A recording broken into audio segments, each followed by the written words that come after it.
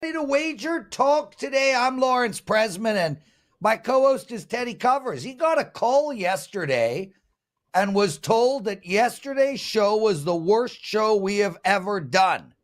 Boom! We're only going up from there.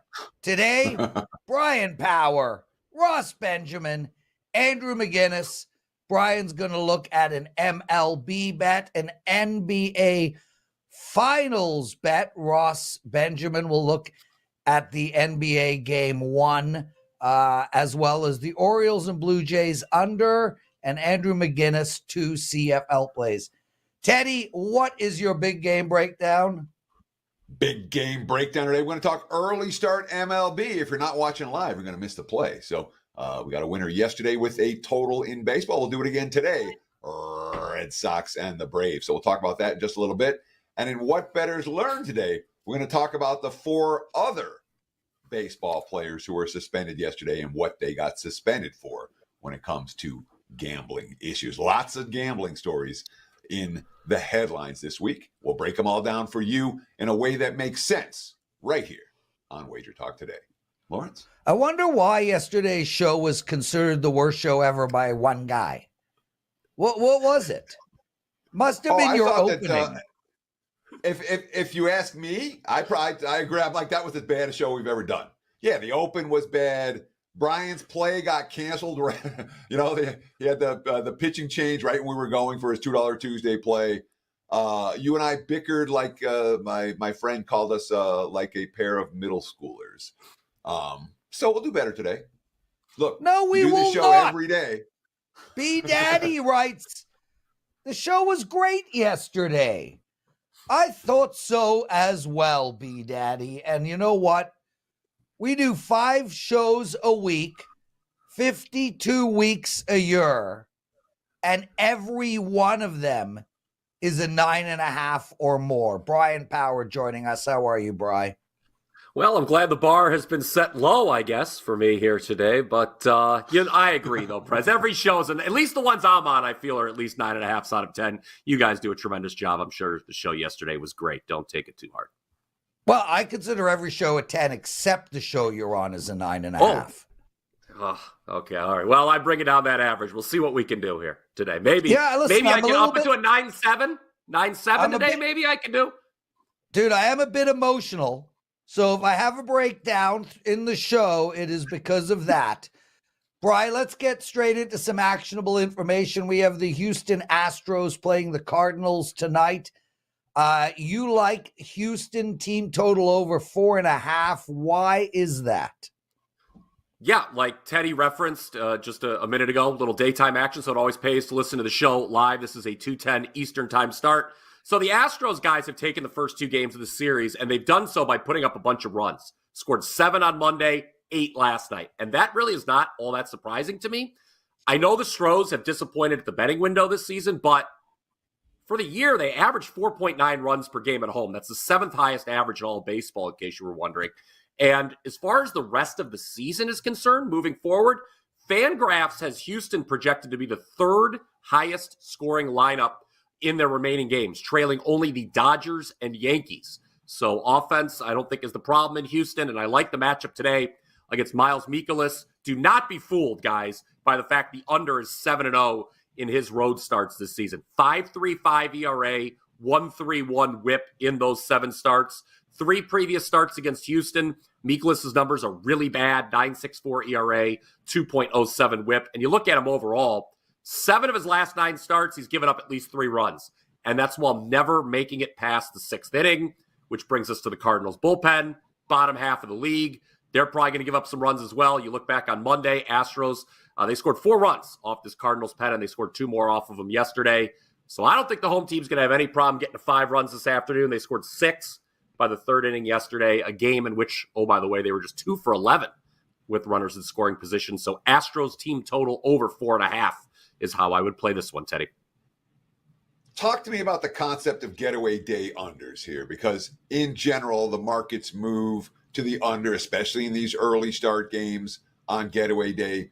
Not to say that every umpire isn't perfect, but sometimes the strike zones get a little bit wider, just a little bit. on days like today. And in general, the markets move to the under for these early start getaway day games. This one hasn't seen a significant move in that regard, but certainly it was 8.5 to the over, and now we're looking at 8.5 right now. So the juice has been taken off the over in this one. The sharp money once again has come for the under. Does any of that worry you when it comes to getaway day stuff, or is this just look? McInnis is not shutting down the Astros, and the Astros are hitting right now. Take advantage. Well, I joke about it all the time. I go to a lot of day games here in Cleveland, and the under, more often than not, as people who listen know, that comes in. And that's why I'm just focused on the Astros here, Teddy, and not the full game. I think if this game stays under, it's going to be because St. Louis doesn't do much of the plate. This is a team averaging less than 4 runs per game overall this season. I think Houston, if the game gets over, it's going to be because Houston does the heavy lifting. And like I mentioned, offense has not been a problem for this team, especially when they're at home. I just think a bad starter, a bottom half bullpen, they've gone over this number in the first 2 games. Why not make it 3? I don't think it's a very hard number to get over for a Houston team that, like I said, I think is going to continue to put up runs, particularly at home. Bryan Power joining us, everyone. Before we go on real quick, Sean Alvarez in the chat room, like always, mentioned that it is Belmont weekend at Saratoga this weekend. Sean, I'm going to admit something I've never admitted before. I have no idea about horse racing. I don't know where the Belmont is. I don't know how many horses race in it. I don't know why you have to beat them with a whip, but that's a different story.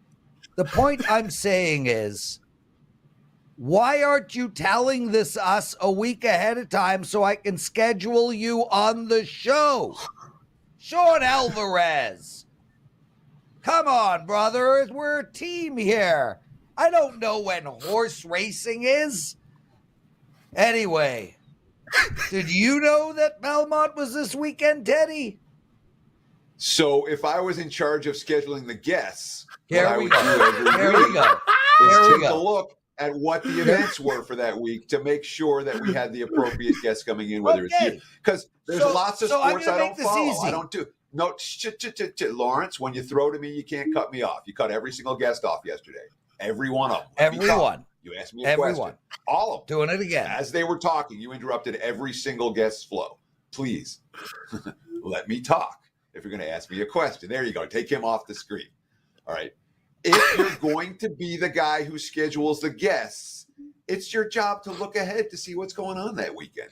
I don't know what's going on in UFC, but if I was scheduling the guests, I would look ahead and say, oh, wow, we have a big UFC this weekend. Yeah. Or whatever else is going on. When it comes to golf, I don't track the golf stuff. The tennis stuff, I don't track the tennis stuff. And Canadian football, you knew that Canadian football was on this week somehow or other. Are you done? So especially this time of year, Lawrence, it pays to look ahead in the schedule a little bit. Great. Guys, public service announcement. I've been doing the scheduling on the show for 3.5 years. As of today, I will no longer be doing it. Teddy Covers is taking it over. We will see how it goes moving forward. It's time for you to actually do something, Teddy Covers. You'll put the schedule up for next week. You'll look at all the sports. I look forward to seeing you do it. Bryan Power, let's move our attention onwards to the NBA Finals. You've got a bet for us. What is it? Yeah, I'll just help Teddy out a little bit here. The NBA Finals start tomorrow, finally, just so we're all on the same page in that one. It seems like it's been a month since we've seen an NBA game, and had it not been for such an excruciating layoff between these two series, maybe this is a market I would not have delved into, but I'm looking at Kyrie Irving under 23.8 points per game for the series. For what it's worth, we've already seen a little bit of movement here. This number opened 24.1. And what caught my eye, guys, obviously, in case you have somehow missed it, Kyrie Irving used to play for the Boston Celtics, right? Well, since leaving, the last 10 meetings, which coincides with Boston acquiring Derek White, Irving 0-10 straight up against his former team. He's averaged just 20.7 points on 42% shooting. 7 of those 10 games, he scored 20 points or less. Now, he had the big first-round series against the Clippers, but the last 2 rounds, he's averaged 20.8 points per game, scored more than 22 just 3 times. I know all 3 of those were in the last round, Teddy, Western Conference Finals against Minnesota. Each of those, as a matter of fact, he scored at least 30. But defensively, I think the Celtics match up against the Mavs a lot better than the T-Wolves did. Look for a lot of switching. I think the key for Boston in this series is containing Kyrie. You know Luka's going to get his. You can only slow him down so much. But if Kyrie is contained, this is a very tough series for the Mavs to win. And you look at the MVP market, guys, it tells a story. Tatum for Boston is minus 115 to be the MVP. Luka plus 205. Brown for Boston plus 650. Kyrie, he's sitting all the way up at plus 2,200. So relative to the other stars, the books don't believe he's going to be MVP. So I say, let's bet Kyrie to average less than 23.8 points per game in the NBA Finals. So it sounds to me like this is a bet on the Celtics for the series. True? False? I think they are a deserved favorite, yes, for sure.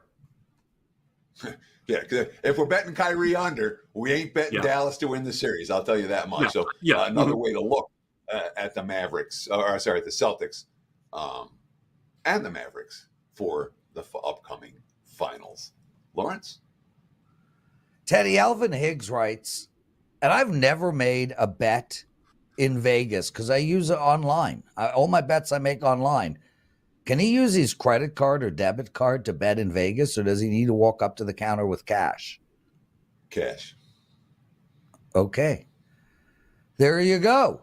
We answered that question. Bryan, you're rolling right now, dude, and I love to see it. You're a good man. I wish I was co-hosting the show with you on a regular basis. You're 11-5, your last 16, 32-17 MLB run. 17-5 soccer run. Oh, I screwed that all up. 11-5. You did. MLB run, 32-17 NBA run, and 17-5 soccer run, which is great timing, right in time for the Euros. Are you going to be releasing plays and betting the Euros? Yes, I will be, as a matter of fact. And it's a great time, therefore, to jump on board that end of June, especially get the rest of June for just $199 at WagerTalk. You visit my page, wt.buzz/BP. For Wednesday, we've got a double play. You do have to act early to get both plays because the first game goes early. 2 plays, like Prez mentioned. I'm 11-5, last 16 at MLB. That is 68%. But you can get both plays right now at my page. My 4% best bet for game 1 of the NBA Finals is also available as we look to keep it rolling. Head on over, and we're hoping for a big rest of the month. Bryan, I'm going to put you right on the spot. Do you have a futures bet for us in the Euros? No, I do not, but stay tuned. We're still breaking down. As you know, that doesn't start till the 14th, Prez, so we've still got 9 days to break it down. I mean, I've used all this time, obviously, to hammer the NBA Finals and find things like Kyrie Irving under 23.8 points per game. So, and then we wanted to get baseball rolling as well. But now that the NBA Finals, I feel confident in all my handicaps. Euros is up next, so stay tuned to my page right there. Excellent stuff.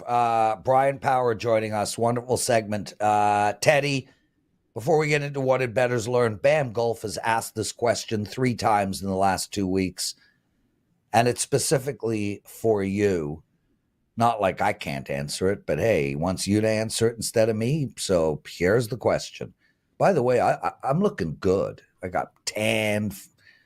Anyway, Prez, betting question for Teddy. Is there value betting NFL season totals to the over when there is so much emphasis on the QB? If the QB gets hurt, a la Rodgers last year, your bet is toast. In general, the NFL betting marketplace, when it comes to season wins, more unders are going to cash than overs. There was a year, just a couple years ago, there was only 12 overs out of the 32 teams cashed. So there are more ways for a team to go south. You talked about the injury problem, than for a team to get better as the season progresses. So in general, not always, in general, I'm more comfortable betting unders with my season wins than overs. That being said, last year the 5% big ticket was on the Packers over. I'm not afraid to play overs. But in general, first look is to the unders. There we go, Teddy. We are going to continue with what did bettors learn. until you are done with that segment. So what did bettors learn last night? Well, there's good stuff to talk about and big stuff to talk about. And we're going to talk about the other guys who got suspended in baseball and what they got suspended for. This is what it says. Rule 21 in the MLB rulebook. Thanks to Joe Sheehan for sending this over my way. Quote, D, gambling. Any player, umpire, or club or league official or employee who shall bet any sum whatsoever upon any baseball game in connection with the bettor has no duty to perform, shall be declared ineligible for 1 year. Any player, umpire, club, or league official or employee shall bet any sum whatsoever any baseball game in connection with which the bettor has a duty to perform shall be declared permanently ineligible.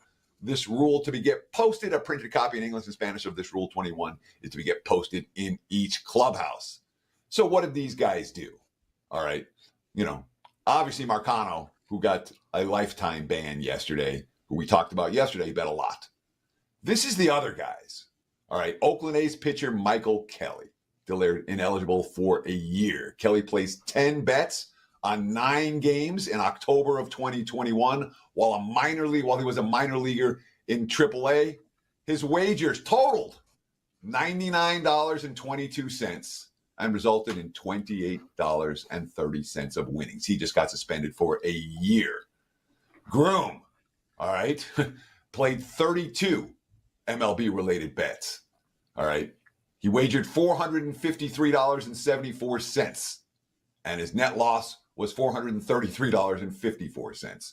He got his ass kicked and didn't win anything. He only got 2 payouts on his 30 bets. Rodriguez, a kid from AA Reading this season, 31 bets on baseball, all on September 30th, 2021. And then in 2022, there was a month-long stretch. Again, what are we talking about? $749 in total that he bet. All right. Sal Frank, his total was $445 of betting. He won just 5 of his 28 baseball bets, which included both outcomes, runs, and pitcher strikeouts. So what is this telling us? Number one, these guys just lost a whole lot of money because they weren't paying attention to the rule. They didn't think anyone would find out. For nothing, for pennies, for action. The other thing it tells us is that knowing everything, being in the locker room, being in the clubhouse, Pete Rose told us this as well. It doesn't necessarily help you win bets. Handicapping the games, what we do, can help you win bets.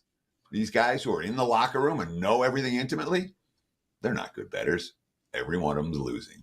Lawrence, that's what I. Yeah, I just want to stay on that topic, Teddy. I mean, it is interesting because, I've been an owner of handicapping businesses since 1999, and I remember coming into this business and Randy White, number 54 on the Dallas Cowboys, was taking his shot in the handicapping world. And we've seen a lot of athletes over the last 30 years or so try to sort of move towards handicapping, and it's never worked. And it's interesting because it shows you that I would much rather get betting advice from a mathematician or an actuary or a statistician or a datarist or whatever the word you want to use than a person who played the sport. And I don't think the general public understand that. I think ultimately, and it goes to show because it becomes emotional, right? You're a fan of, the Detroit Tigers. Therefore, you think the Detroit Tigers better than anybody else. I don't know why specifically it is that these ex-athletes can't win. Maybe they're just not doing the work, but it is a very different thing to be able to play the sport and then to be able to pick who will win the sport. I think it's fascinating. Yeah, what's fascinating to me is how little money these guys were actually betting. They're betting $2 parlays and $5 parlays or whatever, and they're losing it. And it'd be interesting to see if any of these guys, again, 4 of the 5 guys are not big leaguers, or 3 of the 4 were not big leaguers, if all of their careers get completely derailed and they don't make the majors based on something like this. That to me is, that's a tough way to go. Yeah, listen, Teddy, you talk about how small their wagers are. I think it's totally in relation to how small their brain is. Ross Benjamin joining us, everyone. Ross, why do you think professional athletes struggle to become pro bettors? It's a good topic. I think because they think they know all the X's and O's, and they're arrogant enough to think that they know everything about the game. They fail to realize there's a discernible difference between game plans, X's and O's, what takes place on the field from a strategy standpoint, and actually beating a number. And I'm glad you said what you said, Prez, about you'd rather trust the guy who's data driven, a guy like Teddy who's just sharp, a guy like I never yourself that's said just Teddy. sharp. Yeah, but these all you need to do is listen to Charles Barkley on occasion, make a pick. He's totally. I would say he's lucky. It's 25% of the picks he makes on air. And if you do this long enough, guys, and I don't want to go into specifics here. If you do this long enough, eventually you'll have a former athlete come to you because they've lost a ton of money on betting sports, and they're the most difficult clients you could have too, because they have a short fuse, and God forbid you know more than them. So yeah, it's a great topic, and I agree with everything you guys just said. Ross Benjamin joining us. If you guys like what you're hearing, please take a second and hit that like button, and also subscribe to our channel if you haven't already. 158,000 subscribers, greatly appreciated. Love having you guys all in the chat room. B Daddy, Ray, WT, Dirk, even Brandon Katz, who for some reason never stops pissing on me. Dude's got bladder problems. Gorgon, I haven't seen your name. Thank you for joining us. Ben Poole, etc., the Lord, etc., etc. Ross, let's turn our attention to Game 1 NBA tomorrow. My pick is up. I'm pumped and ready to go. I'm curious about yours. How should we bet, or what is a really good bet for this game? Well, I'm looking at the team total for Boston in the first half, and we just talked about data-driven guys. I'm one of those. Don't rely solely on data, but, again, this is one of those situations where I can't ignore the data either. These teams have met 4 times since the start of last year. Boston has scored 64 points or more in all 4 of those games, and that includes 66 and 65 in their 2 regular season meetings this season. Boston's also scored 57 points or more in 38 of their 49 at home this year. That equates to 77.6% of the time. The Celtics have scored 60, 59, and 64 points respectively in game 1s of their first 3 series. The Celtics 6 games this year playing on 3 days or more rest. And that's important because I hear a lot of discussion about both teams being rusty. Well, when Boston's playing on 3 or more days of rust, they've scored 59 points or more in the first half on each occasion. And Dallas, on the other hand, their rust, it seems to be on the defensive end, not the offensive end. But the Dallas Mavericks, 7 games this year with 3+ days of rest, they allowed 62 points or more in 5 of those 7 contests. This is also a Boston team that scored 57 points or more in 6 of their 7 at home during this postseason. Teddy, I'm going with Boston over their team total of 57 in the first half. So I'm not going to lie. I'm having a lot of problems with Game 1. I haven't put out a bet yet. I don't know that I'm going to put out a bet. I think it may be better to react off of what happens in Game 1. But from a side standpoint, I'm lost. I'm flat. I mean, I can make a really strong case for Dallas. I can make an equally strong case for Boston. It's a problem for me because I don't, there's no play for me in that situation. From a total standpoint, and obviously we're talking a Celtics team total first half here. My biggest concern here is pace. All right. One thing Boston's not doing this postseason is playing with pace. One thing Dallas is not doing this postseason is playing with pace. We're talking about 2 teams that over the back half of the season were both elite on the defensive end of the floor. Why is Dallas here right now? Because their defense. So you put those factors together, Dallas playing defense, the pace isn't necessarily going to be there. Does any of that concern you for this, or just we trust the Celtics to keep doing what they're doing? Yeah. Yes, good question, Teddy, as always, and certainly it concerns me, and certainly I weighed that in heavily when making this decision. But at the end of the day, we talk about Boston not playing with pace, but I just rattled off some numbers, and if you look at Boston throughout the playoffs, they've been a better offensive team in the first half rather than the second half, and in the second half, they seem to buckle down defensively as well. Dallas, again, I would contend, and I've said on several shows, that this might be the best defensive team since the three-quarter pole of the regular season and into the playoffs.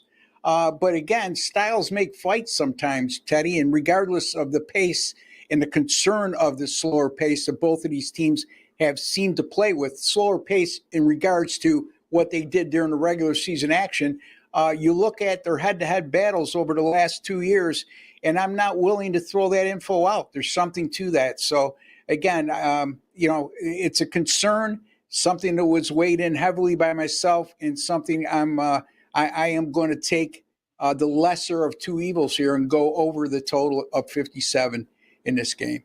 I'm Ross Boston. Benjamin. Ross, what do you got to promote before we get into your baseball bet? Well, I'll tell you what, I've been holding off with this, but I'm going to say I'm pretty excited, guys, because I've been notified recently I'm going to be on Wager Talk exclusively coming after the All-Star break. So, again, I'm flattered to be on with some of the great cappers on Wager Talk, including you two guys. By NBA postseason over the last 3 years at Sports Memo, which is our sister site. Number one in 2022, number one in 2023, currently number one in 2024, 115 and 70. That's good for 62%. My NBA since April 12th of last year, I'm up 7,411 units based on our grading system. Major League Baseball over the last 3 days, guys, 7-3 on a nice run with Major League Baseball totals, 51 and 36, including 7-2 with my last 9. sm.buzz/RB for now at Sports Memo, and you'll find me at Wager Talk after the Major League Baseball All-Star break. Yes, sir. Contract signed today, right before the show, or maybe late yesterday, but obviously Today, yeah. I'm well aware of what's going on, Ross. I'm a huge supporter of yours. We are excited to have you with us. You will continue to be on the show at least a couple of times a week. I think you are awesome. Thank you.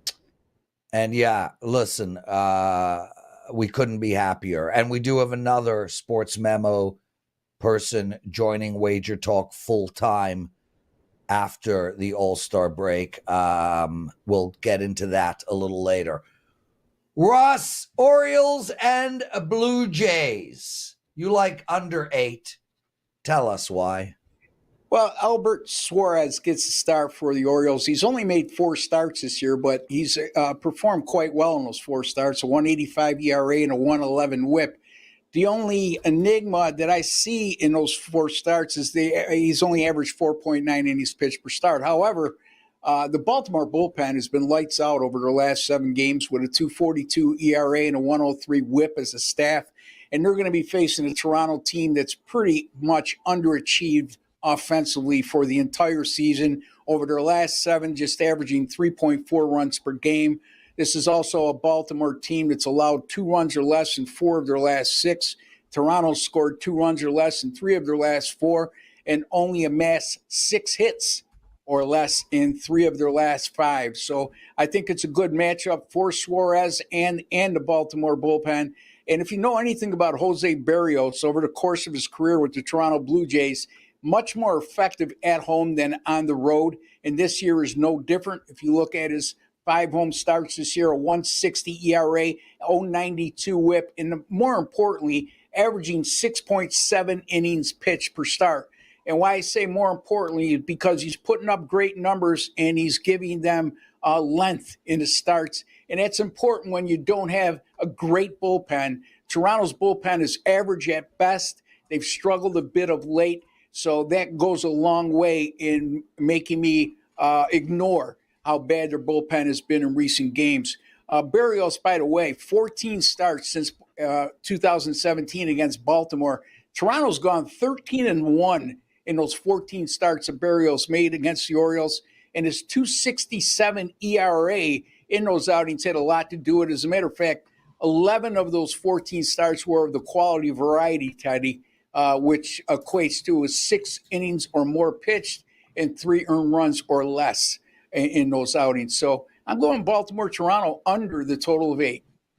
Ross, Benjamin, I stopped Teddy from asking you a follow-up, Ross, because what I want to talk about really quick is we got Andrew McInnis coming up shortly. Teddy's got his big game breakdown. Sure. Andrew McInnis has had 3 winning Canadian football seasons in a row. He's really, really, really good at the sport.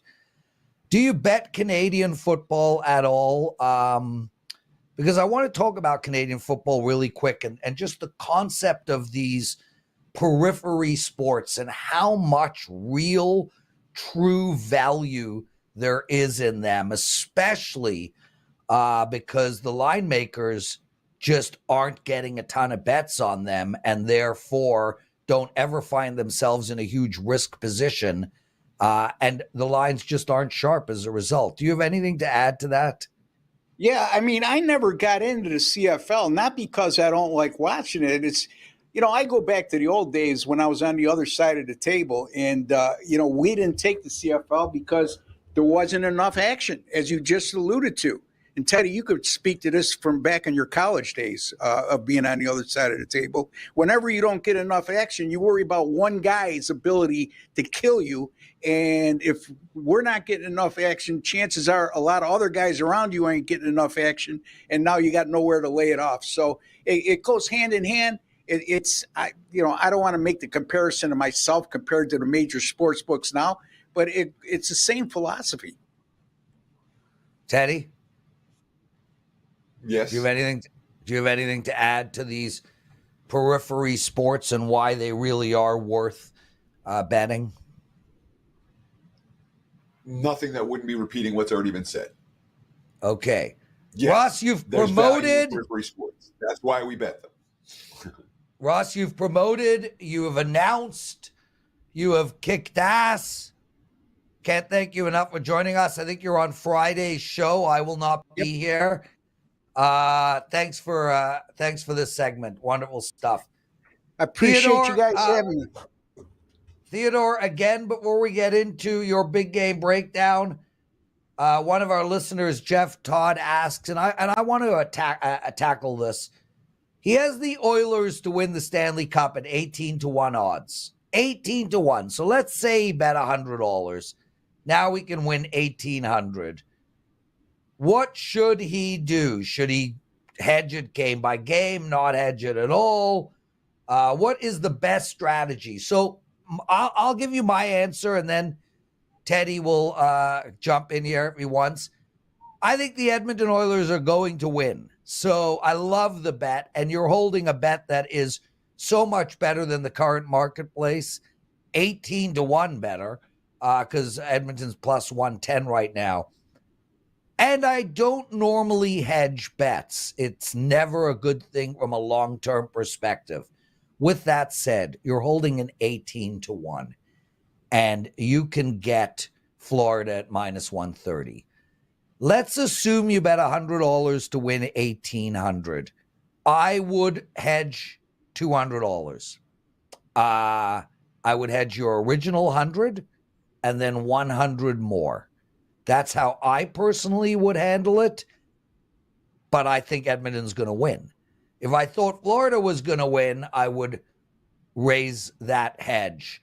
But I personally would attack it as betting 200 on the other side. Teddy, any thoughts? Yeah, I mean, the question is conceptually, how much of a profit do you want to lock in when it comes to hedging? If the $1,800 will be better off you're happy splitting, you can put yourself in a way, and probably with the minus 130, you're probably looking at, you're locking in a profit between $600 and $700. All right, if you have an equal amount, to a return for your risk on both sides. So if that's a difference maker for you, hedge. If it's not, let it ride. And or make a smaller hedge. And Lawrence, you're $200. I would bet 260 to win 200 in that spot. Yeah, 260. Right. Yes. And the amount that you said was the exact amount I was thinking in my head. So me and you are on the same page. I'm glad we're on the same page. My good pal Brandon Katz writes, that's a bad take by the Prez. He did. He put it on his own show that no one's ever seen. The best way to hedge a $100 bet, says Brandon, is to bet 900 to win 18. No. Yes. Technically, yes. But we're gamblers, Brandon Katz, and we gamble. And ultimately, I think Edmonton is going to win. So I'm not here to just take $900 potential win away from me. Teddy and I both came up with literally the exact same number. We're not in the hedging business. If you want to watch a show about hedging, find one. But from my perspective, I would bet 260 to win 200 the other way. Teddy Covers, what's your big game breakdown? Big game breakdown. Let's talk some early start MLB. It's worth watching this show live to get plays like this one. See if we can cash another ticket for you today. We're going to talk to Red Sox and the Braves. We're going to look at the first 5 innings over. It was 5 earlier. Now I'm looking at mostly 5.5s out there. Nonetheless, I think these two teams get to 6. Look, early start baseball and sharp money's pouring in on the over at Fenway. you know that there's a reason for that. Why? Well, temperatures in the 80s, wind blowing out towards left center, double-digit wind blowing out towards left center. An unusual line move is there for a reason. The Red Sox certainly trending over. They're 4-0. Their last 4 to the over, 6-1-1 to the over, 8 ball games, and the only 2 non-overs during that span. Boston scored a combined total of 1 run. I think they get more than 1 today. The pitching's been dicey, starters and bullpen. The lineup's largely been productive. They're facing Spencer Schwellenbach today. He was promoted from Double-A to make his MLB debut last week. It was okay, 3 runs, 5 hits, 88 pitches, 60 strikes, which in my mind is a bit of a concern. He was coming down the middle of the plate, and that's not necessarily a great sign against the Red Sox. Too many strikes for a young pitcher can be as a problem as too many balls. I think Schwellenbach is set to be hit today. The Braves are hitting. They scored 20 runs their last 3 ball games. Nick Pivetta for Boston, his home ERA is almost twice what his road ERA is. He hasn't won a game at home all year. He hasn't pitched a good game at home all year. The Braves have hammered Pivetta to the tune of an 893 OPS, 12 home runs against him, and a significant sample size. I think first 5's the way to go here. The Red Sox pen is rested. The Braves pen's been effective.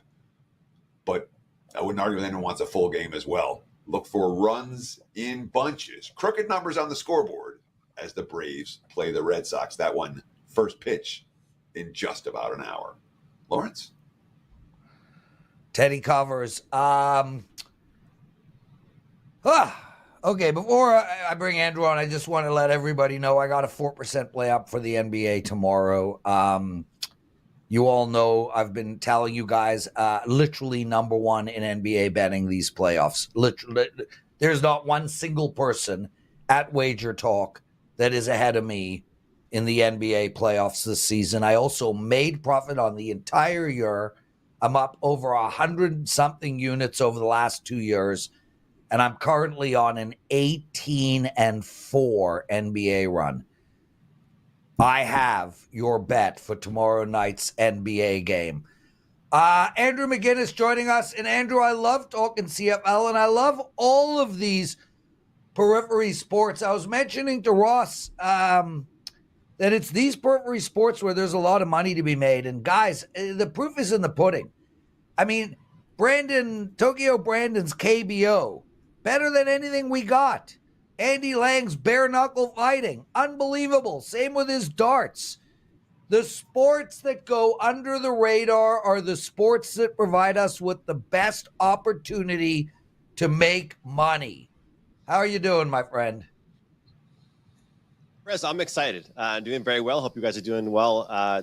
One thing for the CFL, though, that I will say, and this isn't a sales pitch by any means, is that it's one of those sports where the lines move so fast. It truly, truly does pay to have an all-access pass. It could be a 3-day, it could be a 1 week, 1 month, 1 season. But you guys, your discussion about these sports and what Ross said, what you guys added, the thing about the action makes the lines move so fast. So it's always a debate for me. I put a package up and I'm going to have to take that package down 2 hours later on a Tuesday morning or a Wednesday.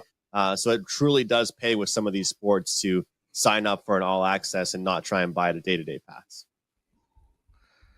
Yeah, and Andrew, you've really been outstanding at the sport. You've had 3 winning seasons in a row. We'll get to your promo. Let's start with your promo and then get into your 2 picks. So you got an offer for our clients? Yeah, so Prez, I've got 2 different offers, and I think it's always best to give 2 offers because maybe some people don't want to start off with the whole entire season. Maybe they want to just get their feet wet, right? Dip their toes in the water and see what the CFL is all about, see what I'm all about with my analysis and how I release my plays. So we have a deal for 30 days. Promo code CFL30 takes $40 off a 30-day pass, making it just $89. That's CFL30. And the way I operate is I'll have some plays I release early in the week and then some plays that are going to come out closer to game time. So again, like I mentioned a few minutes ago, it truly does pay to sign up. You don't have to be with me for the whole season, but to be with me on a week-to-week basis to get those plays, get the best numbers possible is a huge key. And for the full season, AMCFL takes $100 off, $349, making it $249 for the entire season. And guys, this is a long season. The CFL is 21 weeks. You know, if you're invested in this, you're getting quite the investment here. You're with it for several months. But it also means if you have win totals or future bets, you're holding on to those for quite some time. Andrew McInnis, I'm going off in the chat room. Okay, Andrew, Calgary Stampeders. You have a win-loss total for us over the year. Tell us how to bet this Calgary Stampeders team. As was actually mentioned earlier from someone that commented on WagerTalk Today Live, I do prefer mostly to look towards unders when I'm talking about season win totals. Yep. I'll look towards the under 7.5 for the Calgary Stampeders. Look, this Calgary team, they were dominant for many, many, many years. And, you know, that kind of dominance has slowly started to fall off over the last few years. And I think that my biggest statement of the year might be they might be one of the worst teams when it's all said and done at the end of the year. And yet their under over is 7.5 as far as their wins. They were 6-12 last season. Last year, they had their first losing season since 2007. And the big thing for me, honestly, is the quarterback play. Jake Mayer, to me, is just not the guy for Calgary. You know, he had an okay season, but a lot of those yards were racked up last year in garbage time when the team was already losing games. He struggles to turn drives into 7 points, constantly turning them into 3. He really struggles with pressure, and their offensive line is strictly not there. And Malik Henry, one of their better receivers, has just been announced out with a season-ending injury before the season has even begun. To me, they lack depth at a lot of positions. Their defense has really let them down.